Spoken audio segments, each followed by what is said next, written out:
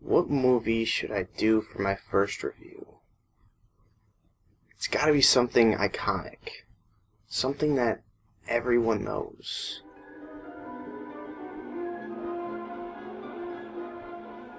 Who the hell are you?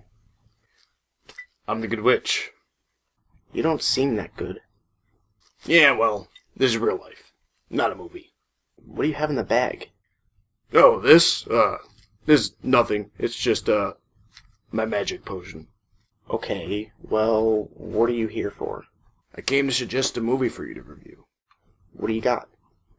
Seriously, you have to ask me that. It's clearly The Wizard of Oz. I guess the Scarecrow's not the only one that needs a brain. The Wizard of Oz. Yeah. How did I not think of that? That's the perfect choice. Thanks. Yeah, no problem. It's your first review, you need all the help you can get. Okay, you heard it. We're heading over the rainbow to the land of Oz. Let the countdown begin.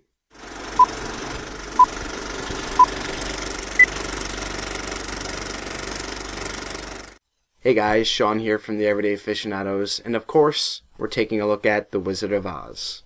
The Wizard of Oz is a 1939 musical fantasy film based off of the novel The Wonderful Wizard of Oz by L. Frank Baum. It was one of the first films to be preserved in the National Film Registry, and one of those movies that just about everyone has seen, and seen at a young age. The songs, dialogue, characters, and imagery are all instantly recognizable to almost anyone. But it wasn't always that way. The Wizard of Oz wasn't a box office success when it was first released. It wasn't until almost 20 years later, when it was first broadcast on television, that it truly began to gain the notoriety that it has today. However, it did receive critical acclaim at the time of its release, and it was actually nominated for Best Picture, but it ended up losing to Gone with the Wind, which is ironic because the director, Victor Fleming, actually left the production of The Wizard of Oz to go on to direct Gone with the Wind. I guess it's safe to say that 1939 was a good year for him. The film opens up in a dull, sepia-toned Kansas. Our main character, Dorothy Gale, played by Judy Garland, is concerned that her dog, Toto, is going to be taken away because he keeps getting into the neighbor's garden. So, like most fantasy films start, Dorothy decides to run away, taking Toto with her. And she couldn't have picked a better time to run away because, as you'd expect from a film taking place in Kansas, there's a tornado on its way. She makes it back home only to have her house picked up by the tornado while she's inside. When the house lands back down on the ground, Dorothy has found herself in the beautiful Technicolor land of Oz. Come to find out, her house landed on the Wicked Witch of the East, killing her. This made the citizens of Munchkinland very happy, but kinda pissed off the Wicked Witch of the West. I mean, Dorothy did just kill her sister and steal the shoes off her feet, but who am I to judge? The Wicked Witch vows to get her revenge, so now Dorothy wants to get out of Oz. But the only person who might know how she can leave is the Wizard of Oz. Boom! Title drop. The only way for Dorothy to get to the Emerald City where the wizard lives is by walking. Fortunately, all she has to do to find her way there is... follow the yellow brick road. Yeah, I was just going to say that. Follow the yellow brick road. Yeah, we heard you the first time. Follow the yellow brick road. Okay, I think we got it. Follow the yellow brick road. Listen, it's not that hard of directions. I think both Dorothy and the audience get it by now. Anyway, during her journey on the Yellow Brick Road, Dorothy happens upon a scarecrow who wants a brain, a tin man who wants a heart, and a lion who wants some courage. They all embark on the journey to the Emerald City together in hopes that the wizard can give them all what they want. Doesn't anyone visit the wizard just to say hi? They eventually make it to the Emerald City and get to see the wizard, only to have him tell them that before he can grant their wishes, they must first kill the Wicked Witch of the West. Wow, that's a little dark for a family movie. Anyhow, if you've seen it, you know how the rest goes, and if you haven't, well, then you must be roommates with Patrick Starr. This movie is an absolute visual pleasure. I love the contrast between gloomy Kansas and bright, colorful Oz.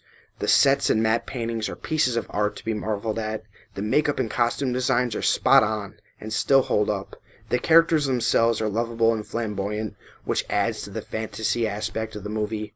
And you have to praise Margaret Hamilton for her performance as the Wicked Witch. She becomes that character.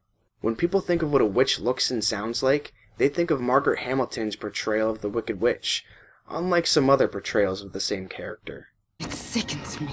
Judy Garland may not be a convincing little girl, but she somehow pulls off an innocence that works for the character. And you can't do a review of this movie without mentioning her iconic performance of Somewhere Over the Rainbow. But really, all of the music in this movie is memorable. You'd be hard-pressed to find someone who doesn't know the words to most of the songs in The Wizard of Oz. They're incredibly catchy, and another aspect of the film that is very well done. Even though most of the movie is lighthearted and fun, there are some dark elements to it. My favorite part as a child was always the flying monkeys, just because of how creepy they looked. You can't forget about the Wicked Witch either, and how about those talking apple trees? Those things always freaked me out as a kid. Even the part of the movie when they finally meet the wizard is a little scary. The dark aspects add another layer of appeal to the movie, and they serve well to balance out the goofy moments. Some of the dialogue may be a little cheesy, and some of the performances may be a little hammy, but ham and cheese go pretty damn well together. The over-the-top characters add even more color to the Land of Oz, and they fit well in the film's universe. The characters of Oz are basically caricatures of their Kansas counterparts, which is really creative. I remember watching The Wizard of Oz on television as a kid. It really is one of those movies that transcends film. There's something to be said about a 1939 movie that is not only still relevant, but as popular and as loved as it's ever been. In fact, the average person probably doesn't even know that The Wizard of Oz is over 75 years old. It just goes to show you that it truly is a timeless classic. For my rating, I have to give The Wizard of Oz an A+. Do you guys love The Wizard of Oz too? Let me know your thoughts in the comments below. Don't forget to like and subscribe, and don't forget to check out my main channel, Everyday Aficionados. Okay, time to edit this Wizard of Oz review.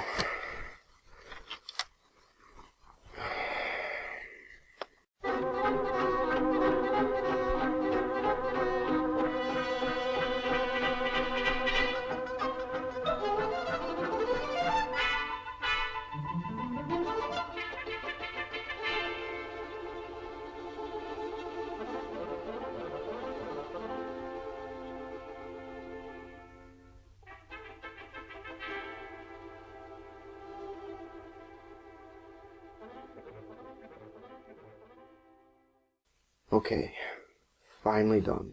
Now I just gotta upload it.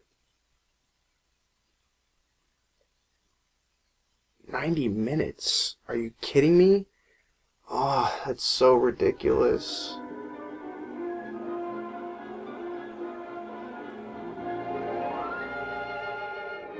If you click your heels together 3 times, your review will be completely done and uploaded. Are you kidding me? You mean after all the time I spent editing and recording this review, all I had to do was click my heels together and it would have been done? Well, yeah, but you learn valuable lessons by doing your first review on your own. Yada, yada.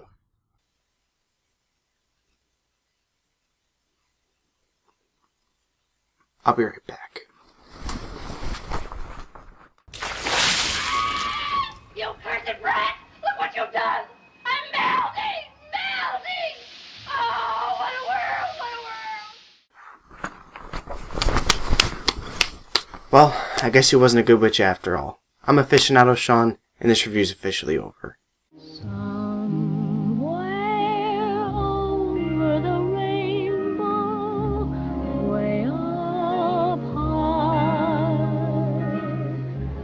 there's a land that I heard of once in a lullaby.